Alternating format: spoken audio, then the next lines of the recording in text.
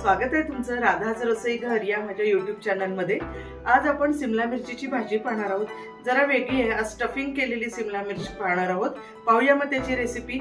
नवीन शिकणाऱ्यांना याचा खूप फायदा होणार आहे, त्यामुळे व्हिडिओ शेवटपर्यंत पहा। टेस्टी लागते भाजी। आता मंडळी टेस्टी भाजीला सुरुवात करूया। 4 सिमला मिरची घेतलेल्या आहेत। शक्यतो छोट्या छोट्या घ्यायच्या, म्हणजे त्यांनी आपल्याला भाजी करायला सोपी जाते। नंतर 1 बाउल बेसन घेतलेला आहे। आता ते आपण मंद गॅसवर भाजून घ्यायचंय। शक्यतो कोरडच भाजा, फुल गॅस ठेवू नका, नाहीतर बेसन आतून कच्चं राहील आणि बाहेरून करपून जाईल। आता खमंग असं आपलं बेसन भाजून झालेलं आहे। रंग पण आपला बदललेला आहे बेसनाचा पहा, आणि खमंग वास येतो इथे। मस्त वाटतं आपल्याला स्वयंपाक करायला। असे छान वास वगैरे आले की घरातले मंडळी सुद्धा खुश होतात की आज कुठली भाजी करतेय, काय करतेय। या सगळे वास जे येतात स्वयंपाकाचे, त्यांनी एकदम छान वाटतं। आता मी ही बेसन खाली गार करण्यासाठी काढून घेते। आता बेसन आपलं गार होतंय, तोपर्यंत आपण सिमला मिर्च कापून घेऊया। आपल्याला स्टफिंग करायचं आहे। वरच्या बाजूची सिमला मिर्च काढून त्यामधल्या बिया काढून टाकायच्या आहेत।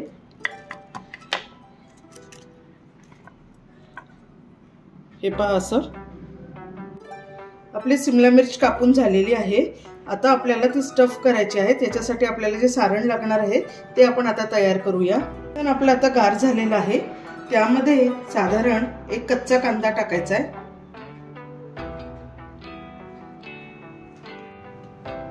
त्यानंतर पाव चमचा हळद घालूया।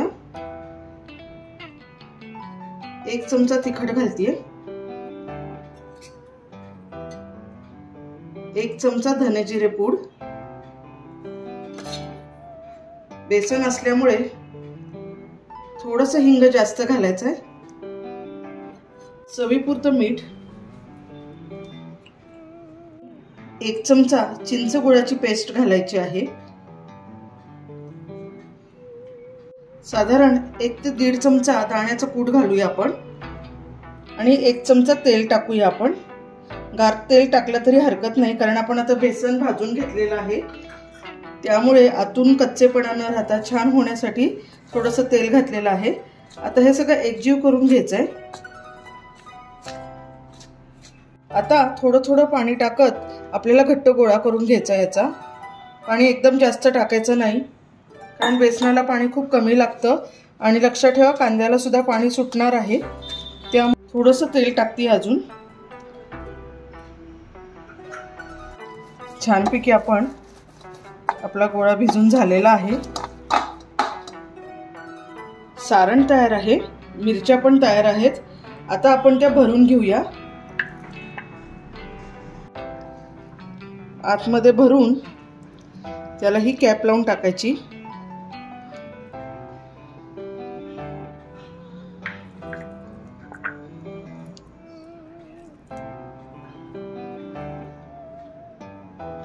खूप दाबून भरायचं नाही, हलका हातानेच भरायचं। कारण एक लक्षात ठेवा, आतमधले जे आपलं बेसन आहे ते सुद्धा छानपैकी शिजलं गेलं पाहिजे भाजी होत असताना।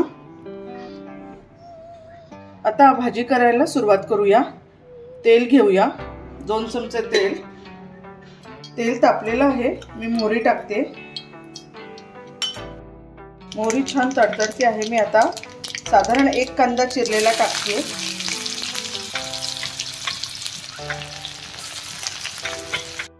कांदा थोडा परतत आला की त्यामध्ये थोडीशी हळद, लाल तिखट नको टाकूया कारण आतमध्ये आपण भाजीमध्ये टाकलेलं आहे, थोडे धने जिरे पूड आणि हिंग असं टाकूया आपण, आणि परत एकदा परतून घ्यायचंय।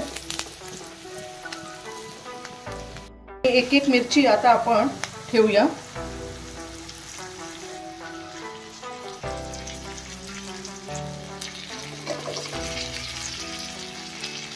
लक्षात घ्या, ही मिरची फार हलवायची नाहीये, अशीच ठेवून द्यायची।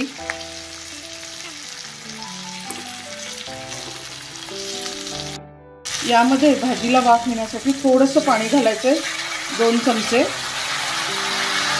आणि भाजी आता आपण झाकून ठेवूया। ही झाकायच्या आधी मगाशी आपण जे पीठ स्टफ केलं होतं त्याचे थोडंसं पीठ माझं राहिलेलं आहे, ते पण आता मी त्याबरोबर भाजीबरोबर टाकून देणार आहे. ते पण नुसतं खायला छान लागतं.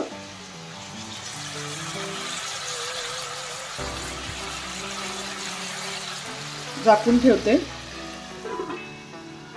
मीडियम गॅसवर साधारण 4 ते 5 मिनिटासाठी आपण झाकून ठेवूया. आता भाजी शिजतेच आहे. थोडंसं आपण हलक्या हाताने या सिमला मिरचीला हलवून घेऊया. सगळीकडनं आपल्याला वाफ आली पाहिजे, त्यामुळे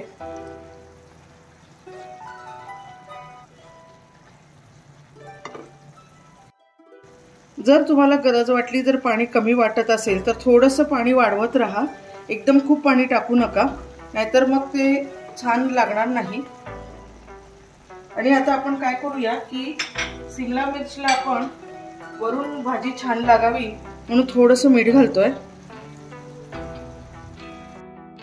जर तुम्हाला वाटलं की भाजी शिजत नाहीये, वेळ लागतोय, तर म्हणजे असं एखादी डिश घेऊन त्याच्यामध्ये थोडंसं पाणी टाकून वाफ आणून घ्यायची. मी घेतलेली आहे. साधारण 2-3 मिनिटं असं ठेवलेलं होतं. मस्त भाजी झालेली आहे पहा, शिजलेली पण आहे. आता ही भाजी थोडीशी आपण परतून घेऊया. वर खाली सगळा मसाला लागला पाहिजे. भाजी आपली तयार आहे. मी आता खाली काढून घेते. मस्त टेस्टी भरली सिमला मिरचीची भाजी आपली तयार आहे. नक्की करून पहा, मस्त लागते, एकदम सगळ्यांना आवडते. चवदार लागणारी ही भाजी आपण आता केली. तुम्हाला रेसिपी नक्की आवडली असेल याची मला खात्री आहे. त्यामुळे नक्की ही भाजी करून पहा. आणि एक करायला विसरू नका, राधाज रसोई घर हे माझं चॅनल सबस्क्राईब करा आणि तुमच्या ओळखीच्यांना हा व्हिडिओ नक्की शेअर करा. Thank you very much.